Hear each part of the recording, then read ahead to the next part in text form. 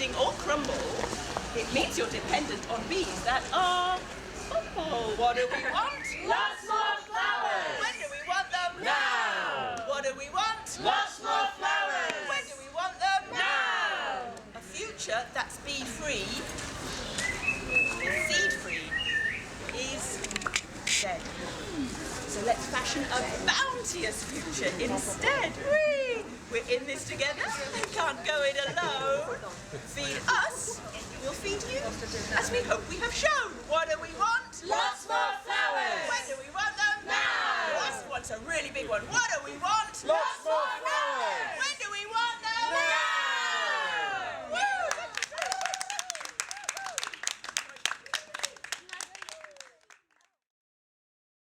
Is there anything else that you wanted to learn in the schools, or you think? Well, I want to learn how we can stop it a bit more and what we can do to make more people start doing it, and a bit more about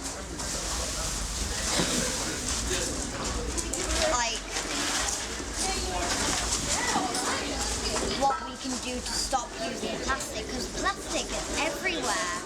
And in school we've been writing letters to supermarkets to stop using more plastic. I haven't finished mine yet though. And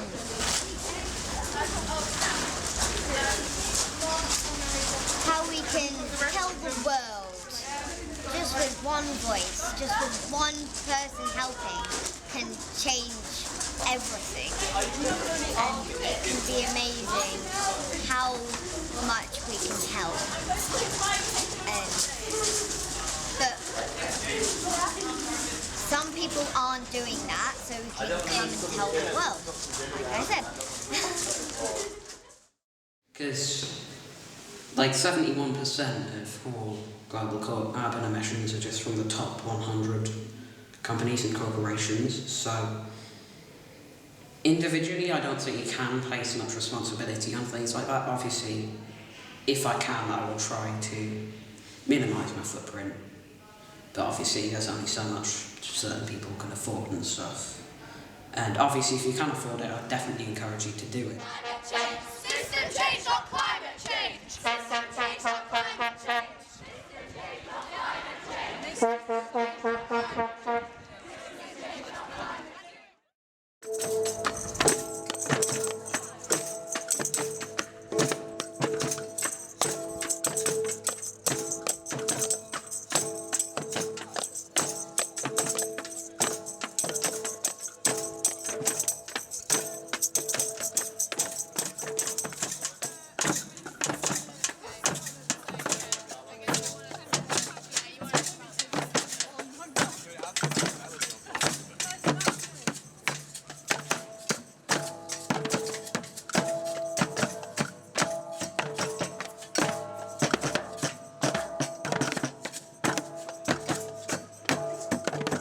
Extinction Rebellion has existed for a bit over a year, but it went public just over 6 months ago. Since then we've been doing a range of different direct actions targeting the government and their lack of action over climate breakdown. Extinction Rebellion York specifically was formed in November. Mark and I co-founded the group, I guess. It's weird to say with all of you amazing people here. And since then we've done a range of different actions. Our first big campaign was towards the council, asking them to declare a climate emergency and commit to going carbon neutral by 2030, which they have done now. Woo. And since then we've had a range of different actions looking at things like the fast fashion industry, different banks that have been funding the destruction, and also very much getting involved with national and international Extinction Rebellion. 6 lightning rod talks by 6 inspiring speakers to help generate ideas for discussion. We talk about refugees, we talk about climate change refugees, we have a battle to have here. We have to get rid of the toxic environment, get rid of the situation. We have brilliant scientists and engineers who could make such a difference. To change the world for the better, I mean, that's very important.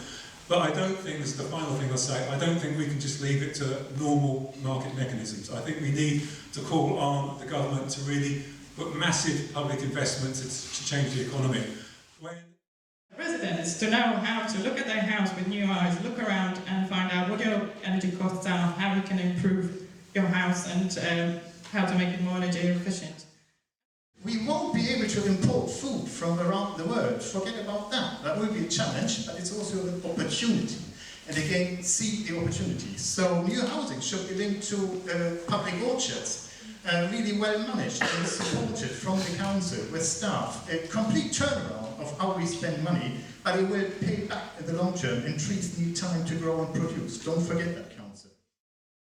We've got this incredible achievement of getting them to declare a climate emergency, but what are they actually doing about it? You know, the York Central development doesn't reflect those values whatsoever. So just to, again, set the agenda for this evening, we're producing a mandate for change. We're producing a mandate from all of us, the people of York, to national government, local government, businesses, groups, us and each other. And it's about giving the authority from this assembled group of people to do what needs to be done to create a carbon neutral York by 2030. So what we're going to do now is move into developing that mandate. And we're going to do that through working in small breakout groups to explore different issues that have been generated by the vision.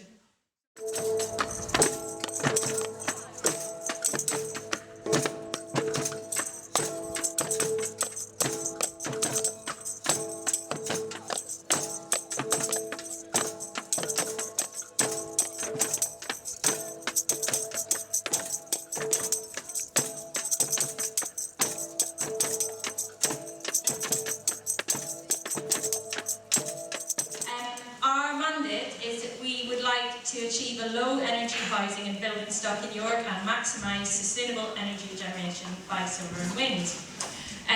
For this to happen locally, we want new houses and council buildings to have solar or wind power as standard, although clearly there's more challenges to wind power than solar.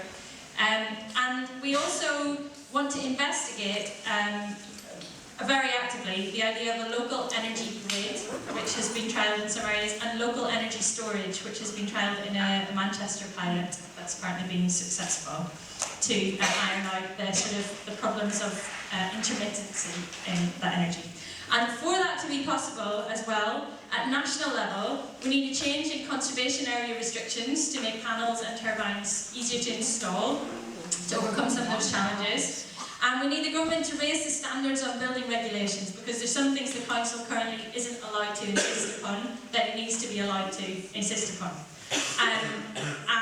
such as triple glazing, for example.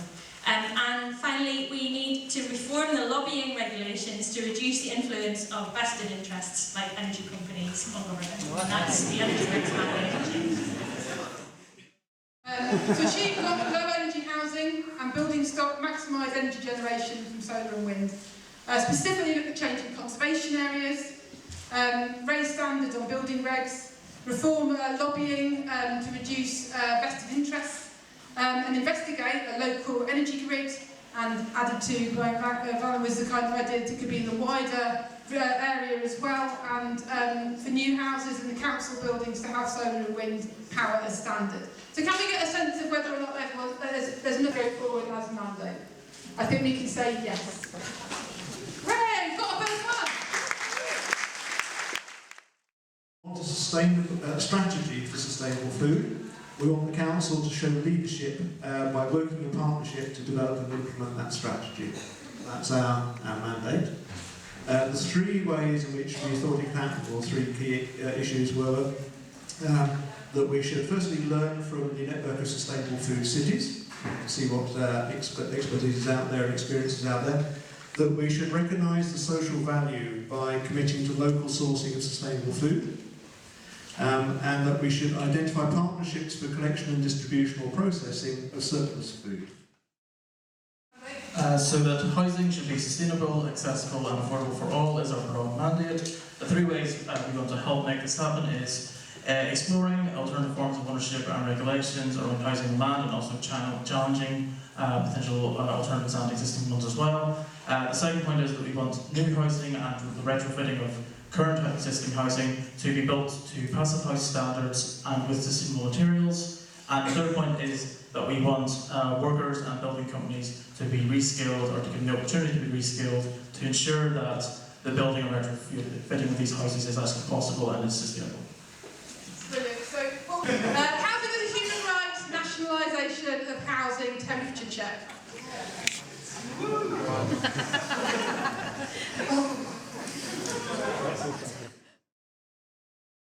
A radical green by design approach to sustainable development where people and environment come first and are prioritised. And then, the 3 points along with kind of how to do that. Got environmental green space compensation, education, active improvement in air quality, looking at trees, habitat, public transport. Brilliant. What we're going to do is take a temperature check on that as it stands. There are some nuances that were introduced that we'll take separately. Was to pedestrianise the city centre and have that essentially in mind for any future developments that the council makes. How we wanted to achieve this was to have affordable and accessible public transport that's extended to the whole of York, to maintain and expand cycle lanes, especially around schools, and to ensure all future infrastructure within York is created carbon neutral. As Extinction Rebellion York, that we would like to hand this document that we've created over to the executive part of the council. They're having a meeting on Thursday at 5:30. So our plan is to gather outside the museum gardens and have a short procession to the West offices where the meeting is being held, arriving there for approximately 5:15, and then we will be inviting the executive to come out and meet us so that we can hand over the document, and any other councillors that would also like to be there are more than welcome, of course, so that we can hand over the document, make it extremely clear that this is a mandate from the people of York, this is a mandate for actual, real, concrete change, and that them committing to go carbon neutral by 2030 has to have action to their words. We can't just have words anymore, we need action. And so yeah, meeting at 4:30 by the museum gardens for a short musical procession to the West offices while we'll be gathering outside.